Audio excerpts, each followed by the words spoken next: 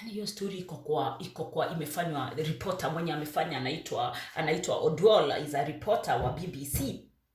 That documentary, you watch it, your life can never be the same.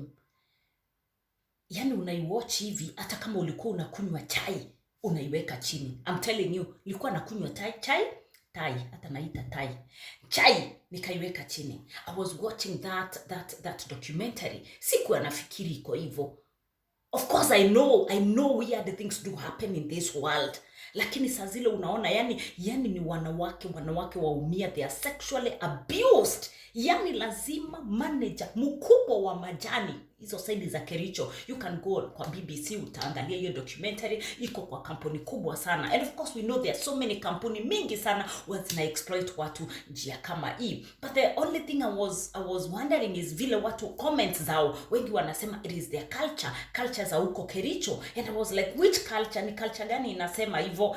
Sija understand. If there's somebody who is watching this one, ningetaka kuja tueleze which is this culture, because people are like, yeah, it is their culture, they cannot stop it. What do you mean that ni culture hawezi? Can you say, take us slowly? You can go to a reporter mwenye report hiyo story anaitwa Odwall ama Odwall is a reporter wa BBC.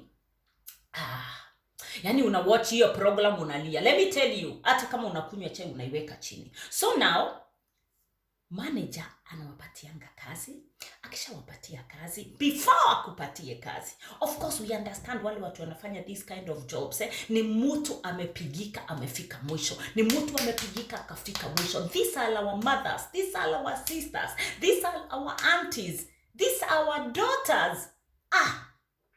Hiyo kitu iko na uchungu. Yani unaamuka, wamama wanaamuka, and you can imagine your kampuni imeajiri watu more than 800,000, you know, call it, name them, watu wengi, wanawake wengi. You understand? Sababu uko pale, unataka watoto wako wakule, you are like, lazima ujitume, unaenda kufanya kazi. Only mkubwa anakuambia, before I give you this job, I have to sleep with you. Lazima nilale na wewe. Yani lazima wewe mwanamke umekuja kutafuta kazi ukilia. Saa hizo bwanako hajakupatia hata dururu. Ukifika pale ukifikiria ni watoto, yani lazima huyu mdosi alale na wewe ndiye akupatie kazi. And it is the order of the day. And it is not one woman, it is not two, it is several. And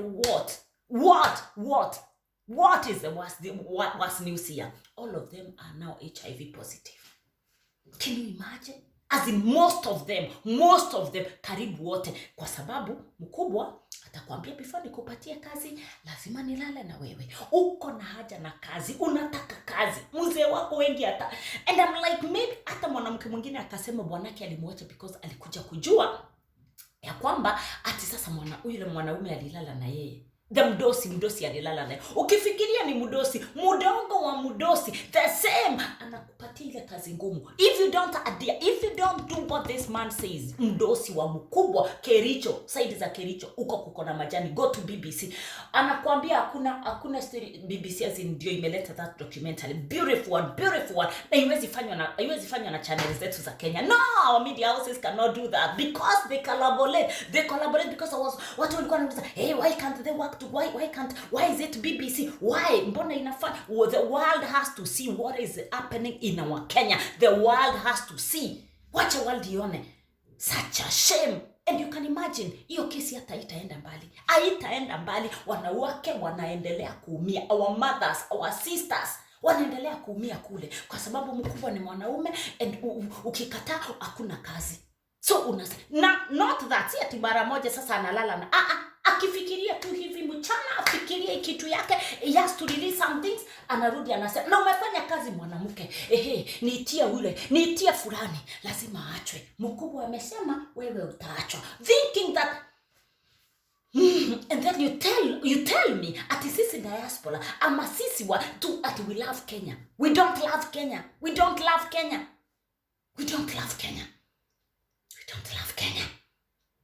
Not that we don't love Kenya. Not that we don't love Kenya. Not that we don't love our country. It is because of the things that goes on in our country. So So some people think that tukikuwa majuu at we are so happy. We are not happy to see those kind of news. I know there's a lady who was telling me, Lucy, stop watching these things. Stop watch. I cannot stop because these are our mothers. It doesn't matter me, even if it is my smallest voice. I will tell people so that they can know what is happening in our country. What a sad situation. What a sad situation that these are our daughters, that these are our mothers. Lakini lazima waende walale na mkubwa ndio wapate kazi. Ndio wafanye kazi. Ndio wapate pesa ya kuelimisha watoto wao. We hate a Kenya which is like this. We hate a Kenya which is like this. We hate it. But if we see justice, if we see people working with women working without being sexually harassed, then we will say, as women, we love our Kenya. And that's why women have to fight. Women have to be together this time. Some of these our young girls, tunaona wanaenda wanapatiwa kazi na watu wakubwa. And some people are so happy because ni msichana wetu amepatiwa kazi. Without you even asking, msichana wangu anapewa kazi aje. We have seen, tumeona wasichana wanakuja, wanatoka matako, wanarudi wanapatiwa jobs. Ati hizi ni kazi za our youth. But we cannot ask because these are our girls, they need to work. We are not asking, huyu msichana wetu vile ameenda hii kazi, huyu mtu anaweza kuwa ni kulala analala. Yes, that is what they are doing. That is what men are doing so that they can give us women work. Women have to stay together. I felt so bad. I was like, there was that Kate. Kuna msichana sana alikuwa anaitwa Kate.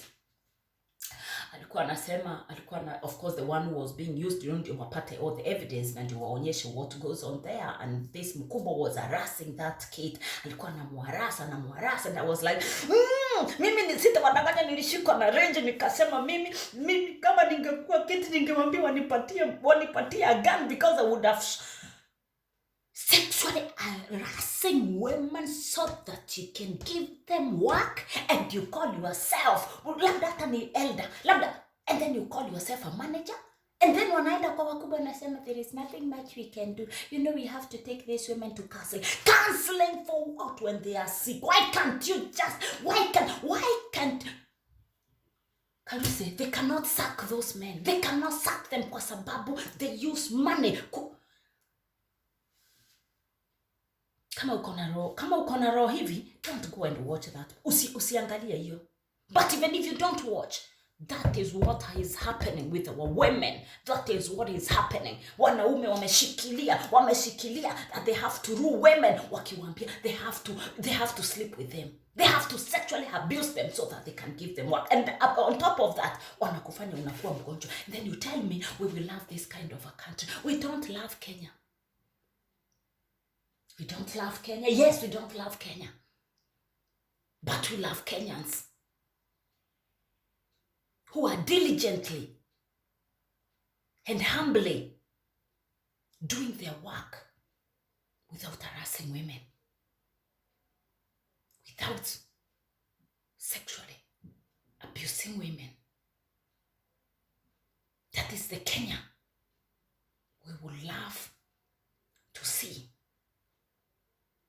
Women and men standing for the truth, feeling the pain. If that was your mother, if that was your daughter, if that was your girl, how would you feel?